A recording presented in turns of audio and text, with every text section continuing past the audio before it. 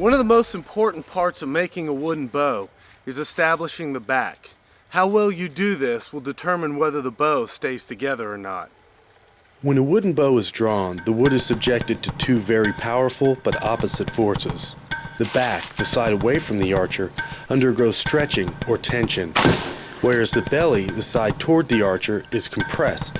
When a wooden bow breaks, it almost always breaks on its back where it is being stretched. Because of this, it is very important that only one growth ring be exposed on the back. This gives the bow strength and makes it very durable. Stay within one growth ring and the bow will last a lifetime. Violate the growth ring and the bow will break. It's that simple. Establishing the back of the bow really isn't that difficult to do, but the technique you use will depend on the type of wood you cut and when you cut it. Now keep in mind that bow wood can be cut at any time of the year, but mid-August is probably the best time to cut white woods like hickory. The sap is flowing at its peak, and after you've cut the tree and split it in half, you can just peel the bark right off the tree and that's your back. It's already established. You don't have to do anything more to it. It's very simple, very easy to do. This is a hickory longbow that I made. The wood was cut in the middle of August. The bark was peeled off, and then once the wood dried, I made it into this longbow. This is a very good bow, by the way. Now, if you cut the wood during the winter time, the bark is going to cling tightly to it and you won't be able to get it off. In that case, you can do what I did here. Just leave the bark on. This piece of hickory was cut last winter, and the bark will come off later on in the bow making process. Now, regardless of when you cut your wood, you're going to need to allow it to season or dry. So you want to put it in a cool, dark place and do not leave it exposed out in the elements or it will ruin your wood. Well, here's the Osage stave I was working in part one. And as y'all remember, I had to take the sapwood off to get past some problems we had, some flaws in the wood. So having done that, I have violated the growth rings on the back of this bow. Now what I need to do is reestablish one growth ring on this back side of the bow. And this is where the draw knife is going to come into use. This end view of an Osage bow stave clearly shows the annual growth rings.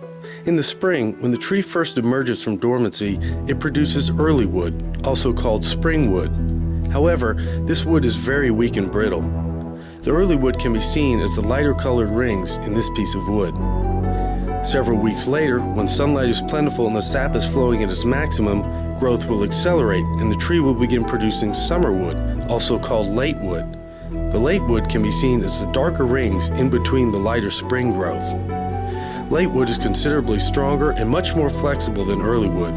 It's the late wood that we want to expose on the back of the bow.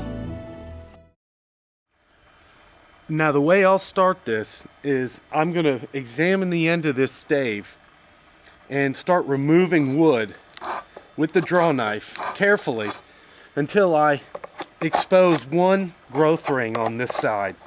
Now what I'm looking for when I do this is a growth ring that's got some decent thickness to it. I don't want a real thin growth ring. Those are a little too easy to cut through.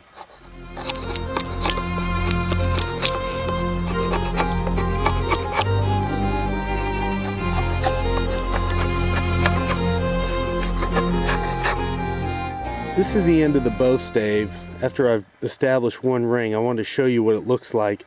You can see how the rings go around here, and this back side of the stave follows this one ring all the way around. When you look at it like this and the light is behind us, this is the one ring exposed. Now you'll see this white line here. This is another growth ring that comes over the top of this one. So basically now what all I do is take the draw knife and very carefully peel this layer back all the way down the entire length of the stave. And as I cut through that spring early growth, the spring wood, it's kind of crumbly and brittle. I can actually feel it. The knife will chatter as it goes through it. Now here is one delineation between another growth ring. So I take the draw knife and just hook it into that.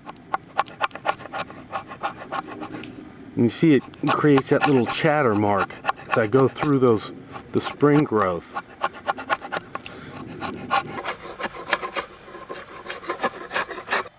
Now you're inevitably going to run into one of these.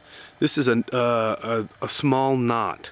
What will happen is the growth ring will create a little bump where it'll go up and back down. And it's vital to stay in those growth rings and follow that and create that bump on the back of the bow. If you cut through it and flatten it out, you'll violate those rings and create a weak part, and that's where the bow will break.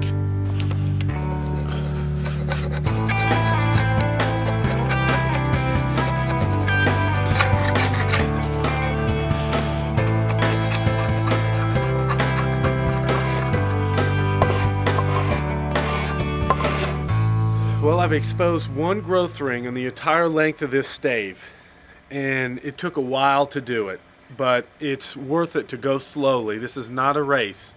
I'm really pleased with how well this piece of wood has turned out so far.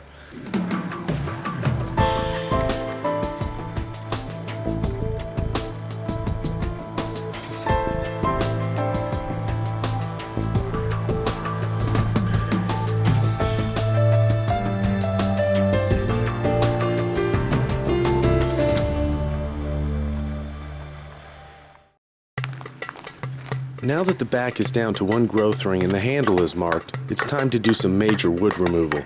But just because we're removing a lot of wood doesn't mean it's done recklessly. It must be done slowly and with care. Using a hatchet, I chop along the sides of the stave to narrow the limbs.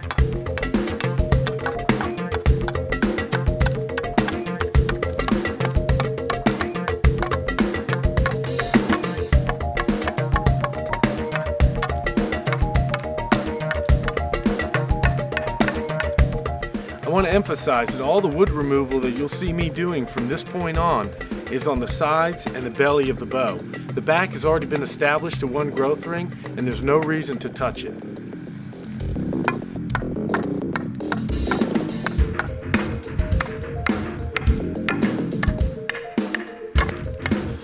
Well, I've narrowed this thing down quite a bit, but now it's time to thin the limbs.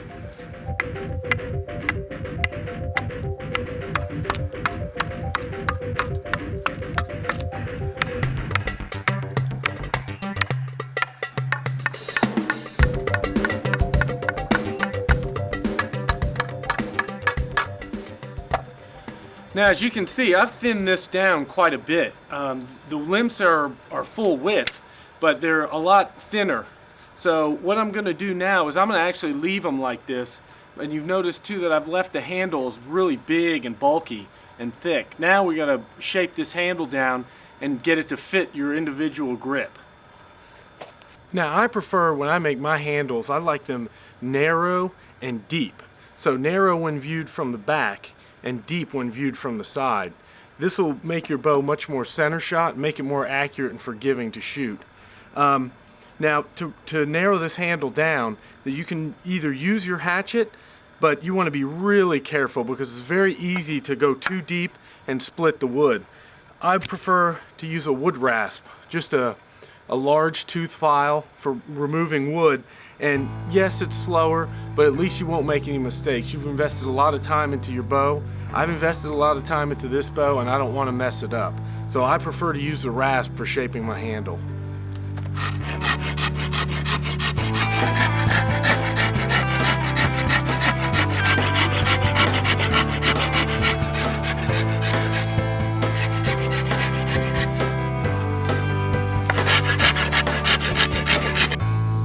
I've gotten this handle reduced down quite a bit, as you can see.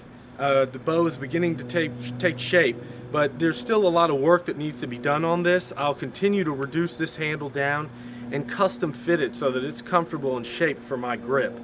Now the rest of the limbs also are going to need to be reduced, but that's going to have to wait for part 3 because we are losing light. So the next stage in making a bow is going to be tillering, and that's going to be another very important step.